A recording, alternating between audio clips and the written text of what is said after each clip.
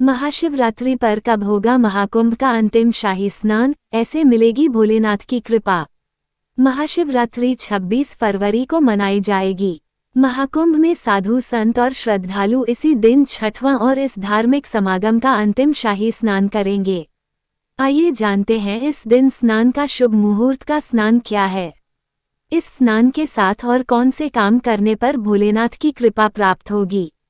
महाकुंभ को हिंदुओं के सबसे बड़े धार्मिक समागम के रूप में जाना जाता है। ये धार्मिक समागम हर 12 वर्ष में उज्जैन, नासिक, हरिद्वार और प्रयागराज में आयोजित किया जाता है। इस बार महाकुंभ का आयोजन तीर्थों के राजा कहे जाने वाले प्रयागराज में 13 जनवरी से होने जा रहा है। ये महाकुंभ 26 फरवरी तक चलेगा। महाकुंभ के इस धार्मिक समागम में 6 शाही स्नान किए जाएंगे। शाही स्नानों की शुरुआत 13 जनवरी को पौष पूर्णिमा से होगी। पौष पूर्णिमा से शुरू हुए शाही स्नान महाशिवरात्रि पर समाप्त हो जाएंगे। यही नहीं, इस दिन शाही स्नानों के साथ साथ 45 दिनों चलने वाले महाकुंभ के धार्मिक समागम की भी समाप्ति हो जाएगी। आइए आपको विस्तार से बताते हैं कि महाकुंभ के छठवें यानी कि महाशिवरात्रि पर किए जाने वाले शाही स्नान की तारीख क्या है। इस दिन स्नान का शुभ मुहूर्त का स्नान क्या है। स्नान के साथ साथ और कौन से काम करने पर भोलेनाथ की कृपा प्राप्त होगी। महाशिवरात्रि पर स्नान का शुभ मुहूर्त। अगले साल महाशिवरात्रि 26 फरवरी को मनाई जाएगी। महाकुंभ में साधु संत और श्रद्धालु इसी दिन छठवां और इस धार्मिक समागम का अंतिम शाही स्नान करेंगे। महाशिवरात्रि पर शाही स्नान का ब्रह्म मुहूर्त 5:09 पर शुरू होगा। वहीं ये मुहूर्त 5:59 पर समाप्त भी हो जाएगा। इस दिन स्नान के साथ साथ महादेव की पूजा का भी विधान है। साथ ही इस दान करना भी बहुत ही पुण्यकारी माना जाता है। महाशिवरात्रि का महत्व। महाशिवरात्रि का हिंदू धर्म में विशेष महत्व है।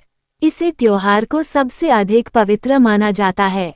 महाशिवरात्रि को भगवान शिव और माता पार्वती के मिलन का प्रतीक भी माना जाता है।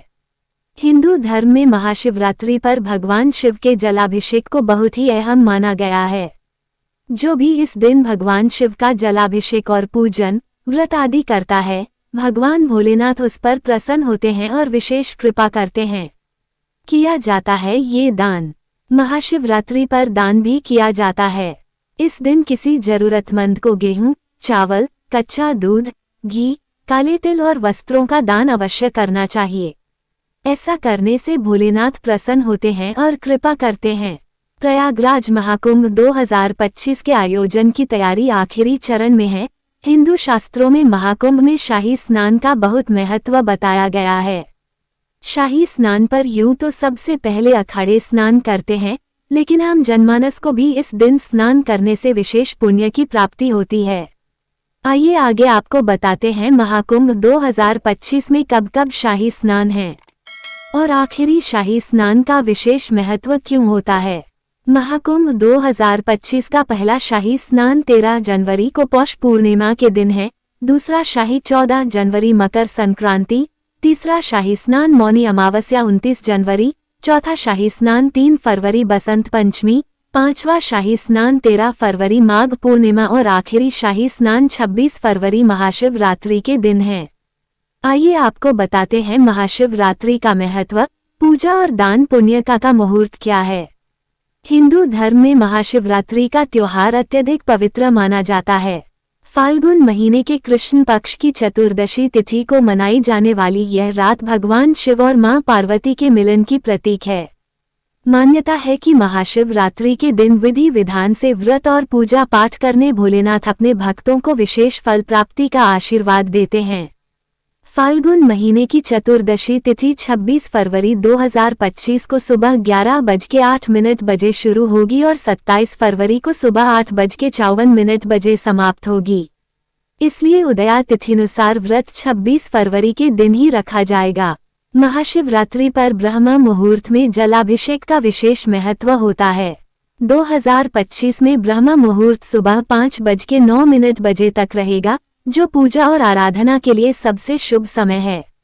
जलाभिषेक साथ साधक व्रत का संकल्प लें और पूरा दिन नियम और वचन से पवित्र रहकर संध्या को व्रत का पारण सात्विक के साथ करें। इस बार 2025 की महाशिवरात्रि पर परेग योग और शिव योग बन रहा है। ये योग पूरे दिन शुभ रहेंगे और भगवान शिव की कृपा प्राप्ति के लिए आदर्श माने जाते हैं। इस दिन अगर आप महाकुंभ प्रयागराज के त्रिवेणी संगम में स्नान के बाद व्रत का संकल्प लेते हैं तो आपको विशेष फल की प्राप्ति होगी। इस महाशिवरात्रि पर श्रवण नक्षत्र शाम 5:23 बजे तक रहेगा। इसके बाद घनिष्ठा नक्षत्र शुरू होगा। यह विशेष संयोग पूजा के प्रभाव को बढ़ाने वाला है, इसलिए इस दौरान पूरे विधि विधान से भगवान शिव और माता पार्वती की पूजा करें और प्रसाद का वितरण कर खुद भी ग्रहण करें।